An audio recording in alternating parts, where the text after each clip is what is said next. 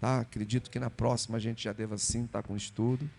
Mas eu quero somente, como eu compartilhei aqui no começo, né, disso que Deus gerou no nosso coração, 1 Coríntios 3, do 11 ao 15.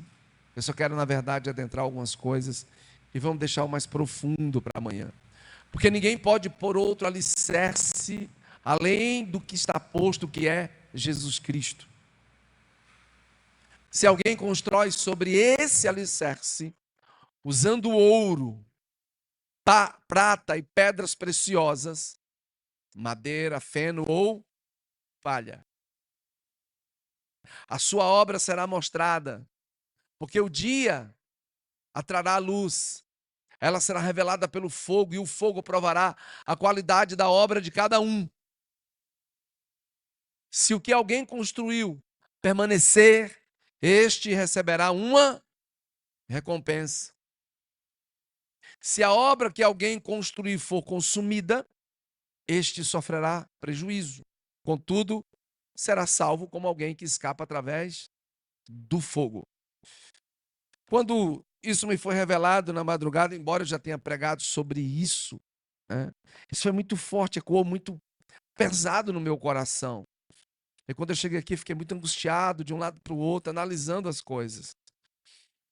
Eu disse: Deus, misericórdia, tenha compaixão, porque nós precisamos saber onde nós estamos fundamentando a nossa fé.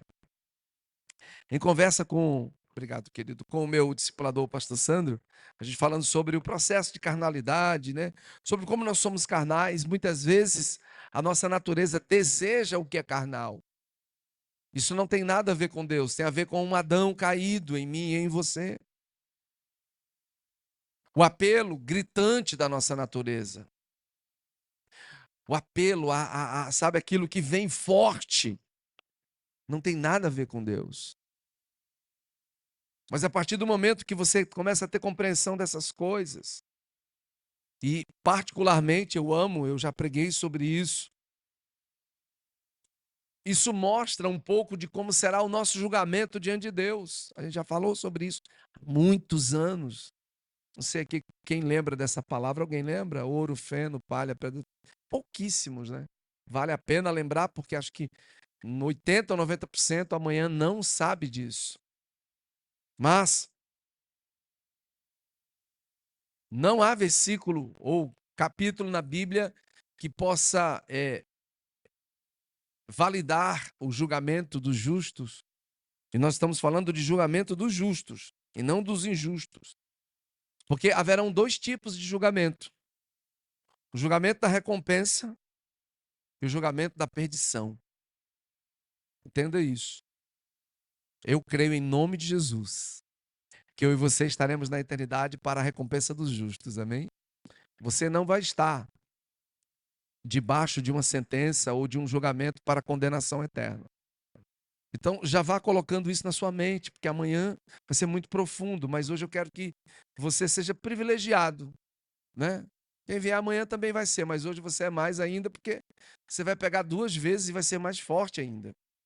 Então, nós teremos dois tipos de julgamento: o dos justos, que eu creio que eu e você estaremos lá, porque fomos lavados pelo sangue de Jesus, e pelos incrédulos, ou que viveram de uma forma mundana. Esses serão para a condenação eterna.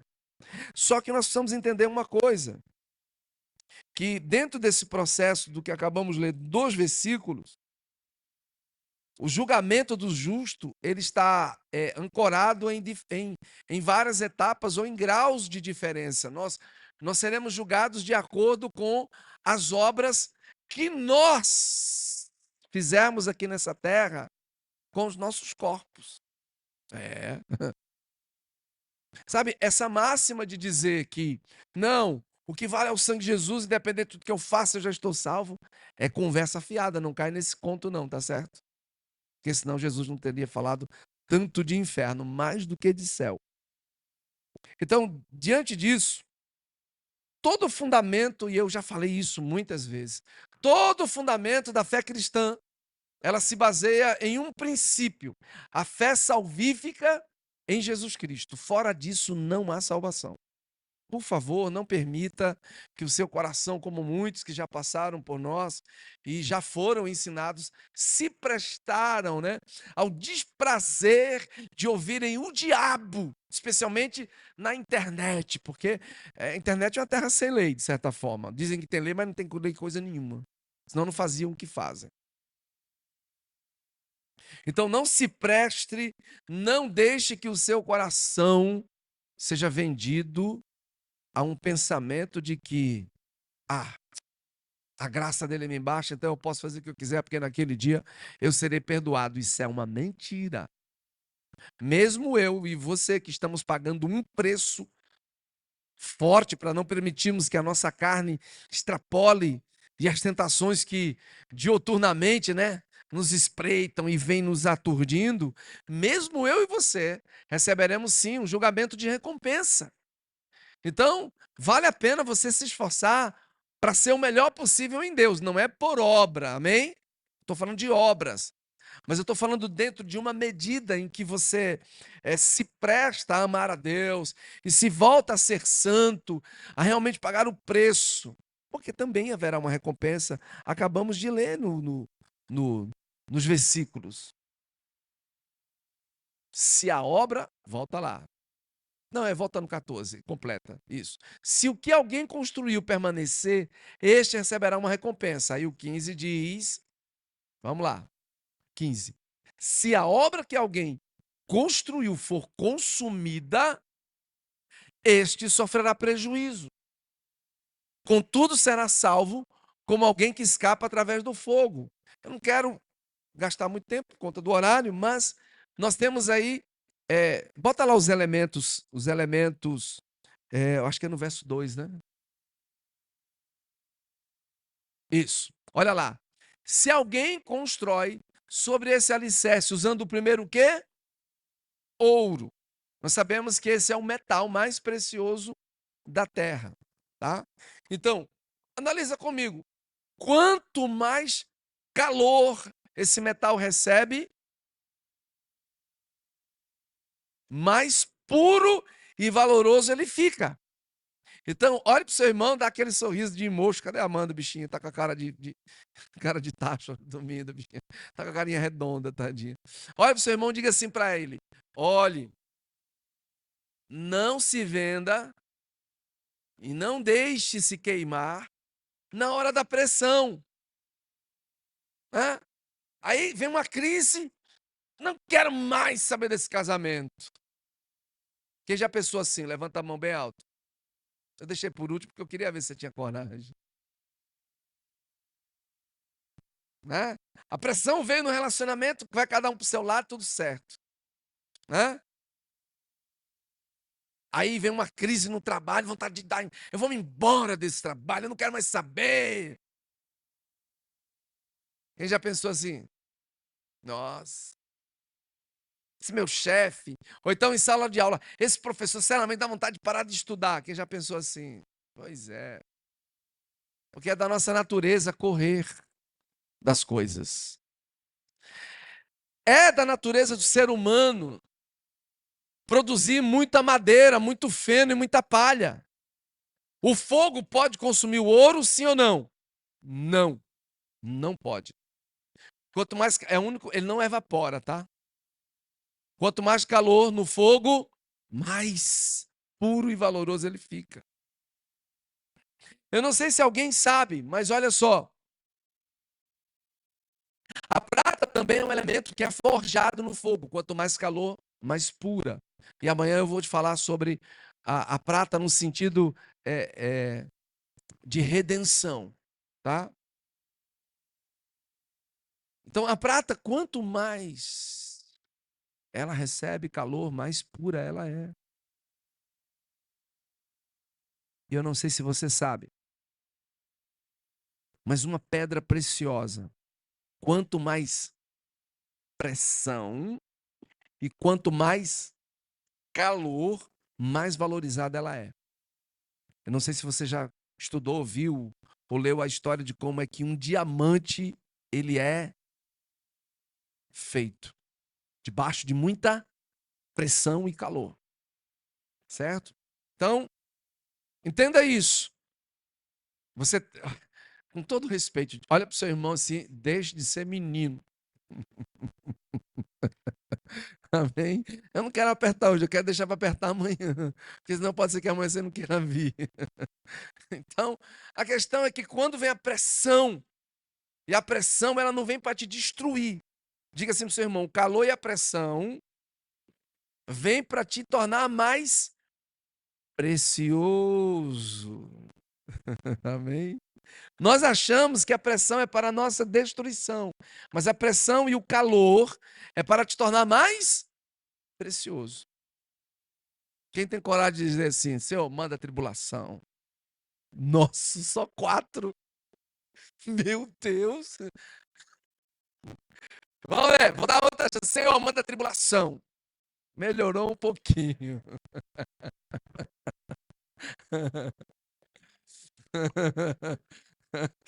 Então, a tribulação, ela vai produzir, pelo menos na minha Bíblia está escrito, quem já leu isso, vai produzir em você um eterno peso de glória. Amanhã a gente vê isso, não dá tempo ver hoje.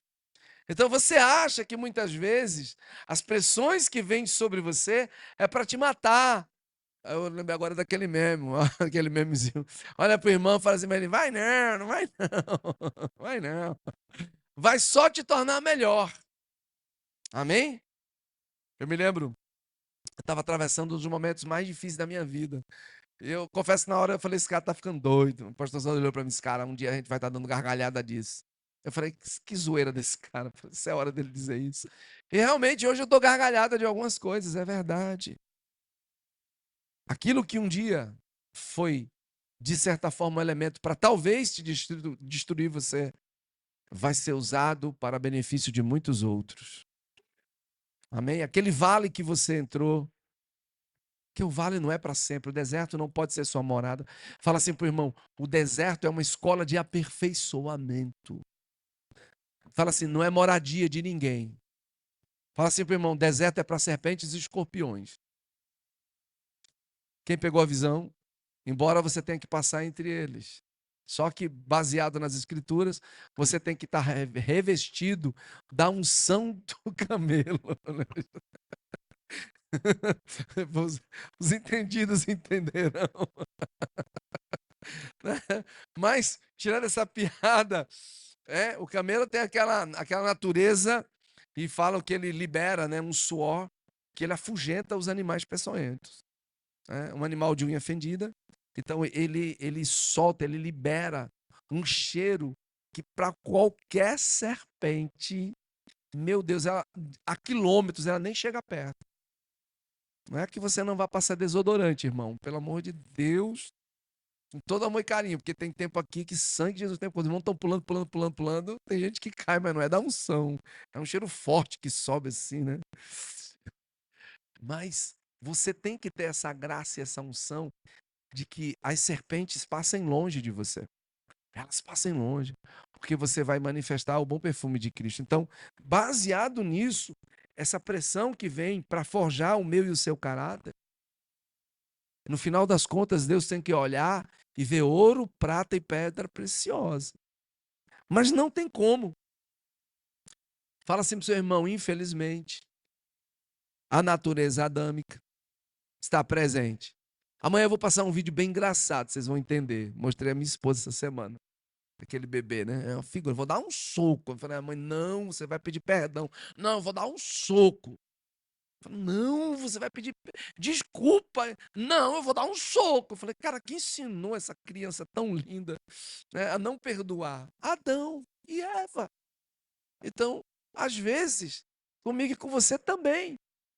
Às vezes as coisas acontecem na nossa vida que não dá nem vontade da gente dar um soco, dá vontade da gente matar, é ou não é? Ah, tá. Acho que já tá assustado assim. Aí você ora, Deus me dê graça, me dê quebrantamento, que o Senhor me dê força, eu quebro o pescoço. Aleluia. Porque é forte, sabe, é da natureza. Há uma mescla do ouro, da prata, da pedra preciosa, mas também haverá muito feno, haverá muita palha, haverá muita madeira. Agora a pergunta: madeira é consumida pelo fogo? Sim ou não? E palha? Ixi, e feno nem se fala, filho. Feno não pode nem. Feno é é aquele tipo de material. Aqui no Brasil não tem muito, né? Mas nessas regiões mais frias usam muito feno nos lugares para aquecerem os animais, tá? E o feno é aquele tipo, aquela bucha assim de graveto bem cortado da madeira, né? Fica tipo uma bucha mesmo, sabe? É bucha de prato, mas sendo de madeira. Se bater uma fagulha, pai, sai da frente. E é interessante porque ele fala sobre esses três elementos que são consumidos pelo fogo. E o que me assusta é que, estou falando de mim nem de você, é que na eternidade eu serei julgado por conta disso. O quanto eu produzi de madeira, feno e também de palha. Assim como eu também serei julgado por coisas boas e extraordinárias, eu também serei julgado pelo que eu produzi de maldade, de perversão, de coisas ruins e negativas, de palavras, muitas vezes, que eu liberei. Tenho pedido tanto perdão a Deus que me aceite na eternidade, porque eu já fiz tanta besteira. Já falei o que não devia, já fiz o que não devia, já agi como não devia. Amém pela sua graça e misericórdia. Eu sempre digo que pecado é uma coisa que acontece por consequência. É o rito da caminhada. Pecado não pode ser uma coisa agendada. Tem gente que vive agendando o pecado. Agendamento de pecado, esse é pesado. Pode até te desconstruir, levando você para o inferno. Todos nós, segundo Romanos 14:10 ao 12, nós lemos, né? Compareceremos perante o tribunal de Cristo. 10. Portanto, porque você julga seu irmão e porque despreza, pois todos compareceremos diante do tribunal de Deus. O resto a gente vê amanhã. Você tem que ter maturidade para distinguir, né? Para poder saber o que é fé salvífica e o que é galardão. Fala assim para o seu irmão: fé salvífica, a fé que salva, ela não depende de obras humanas. Nós a recebemos pela graça. Não é o que eu faço ou o que você faz. Amém? Infelizmente, muitos se baseiam na salvação e estão vivendo no pecado. Com todo respeito, tá? Para depois a turma aí do, do setor jurídico não ficar preocupado. Como eu disse, amamos toda e qualquer pessoa e respeitamos qualquer prática. Mas é inconcebível que a pessoa do mesmo sexo, né, abra uma igreja, uma igreja, é uma igreja onde Jesus é pregado, onde a ceia não existe esse padrão bíblico. Isso vai estar na internet, pode gerar um problema, paciência. Eu tô, eu tô no meu direito constitucional, né? E eu tô vivendo a Bíblia como regra de fé e de conduta de vida. Então não existe esse padrão bíblico. Romanos capítulo 1 me dá essa segurança, embora a maioria rasgue esses capítulos onde Deus condena esse padrão de homossexualidade. Porque isso não é um princípio divino. Isso não é um princípio que se negocia. Isso é um princípio inegociável. Aí dizem que você é homofóbico. Não, não somos homofóbicos. Amamos e até mesmo não aceitamos e somos contra aquele que, ou aquela, né, que de maneira horrível age com agressividade para machucar quem quer que seja, não só aqueles que são homossexuais. Não aceitamos essa prática homofóbica.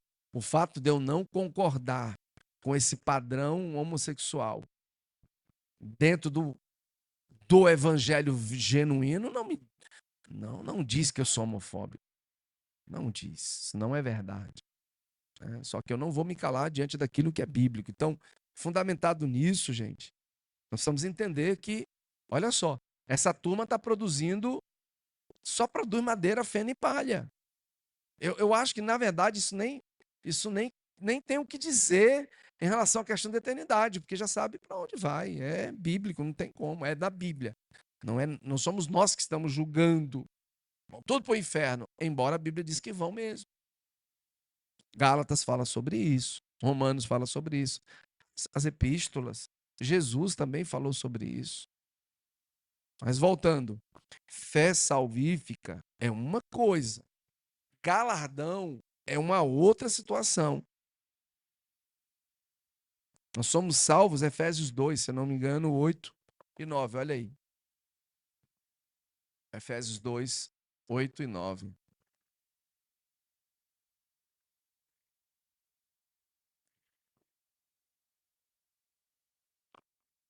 Conseguiu? Efésios 2, isso.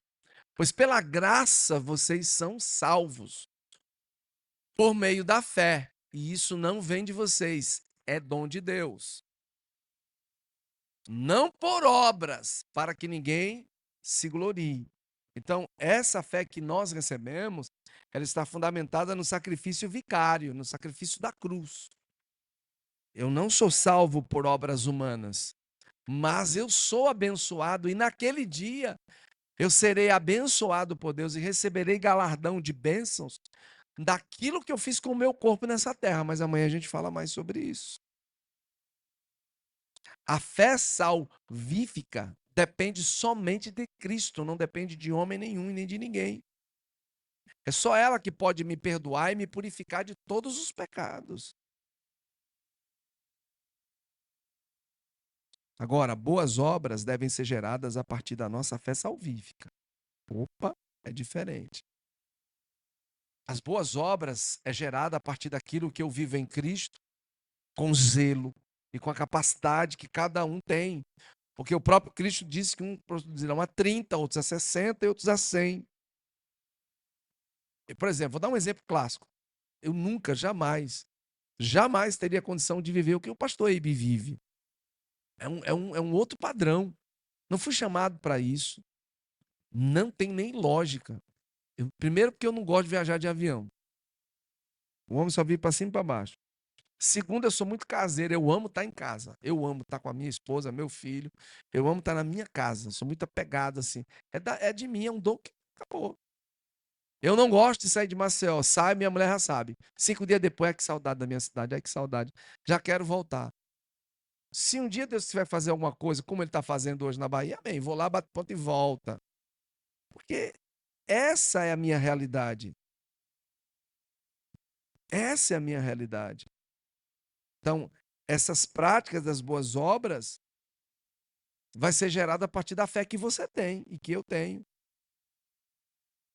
Fala assim para o seu irmão, a fé que salva é que te leva para o reino celestial. Agora, o meu e o seu grau de utilidade no reino de Deus, aquilo que nós fazemos para Deus aqui, sim, ela vai contar na eternidade e amanhã a gente fala mais sobre isso, tá bom? Mas, glória a Deus por isso, fica só aí com isso que você recebeu agora. Aí amanhã a gente vai falar sobre esses materiais de construção. A gente já falou sobre isso, mas vamos falar mais coisas, né, que Deus vem revelando e é mais profundo. Pai, muito obrigado por essa manhã tão cheia da tua presença. Oh, Deus, como temos que sair daqui e ir para os nossos afazeres, mas se dependesse exclusivamente, queríamos ficar aqui na tua presença, falando das tuas obras, dos teus grandes feitos, te adorando. Pedimos a tua bênção nesse dia, pedimos que o Senhor nos leve em paz. Aqueles que terão comunhões hoje estarão juntos, unidos, celebrando, glorificando o teu nome. Muito, muito obrigado, Pai. Em nome de Jesus. Deixa eu falar uma coisa para você antes de você ir embora. Gente, não perde o sábado por nada. Eu amo o domingo, sim. A gente ministra para a igreja, tá todo mundo aqui. Mas, sinceramente, eu não troco sábado nenhum por domingo nenhum. Estamos de jejum, primeiras horas do dia na presença de Deus. Só para você ter noção, amanhã vem muita gente que passa a semana toda, muitas vezes, só preocupado com coisas naturais. Então, é aquela mistura, né? Das pedras preciosas com madeira, feno e palha. Então, até para romper é mais complicado dia de domingo, até para pregar, o ambiente é mais pesado. Mas hoje, então não falta, porque cada sábado é uma história. Cada sábado, meu irmão, é uma matéria. Cada sábado Sabe, Deus se manifesta de forma poderosa. Então não perde por nada isso. Amém? Deus te abençoe. Vá na paz. E tenha um dia extraordinário na presença de Jesus. E até amanhã no nosso culto. Aleluia.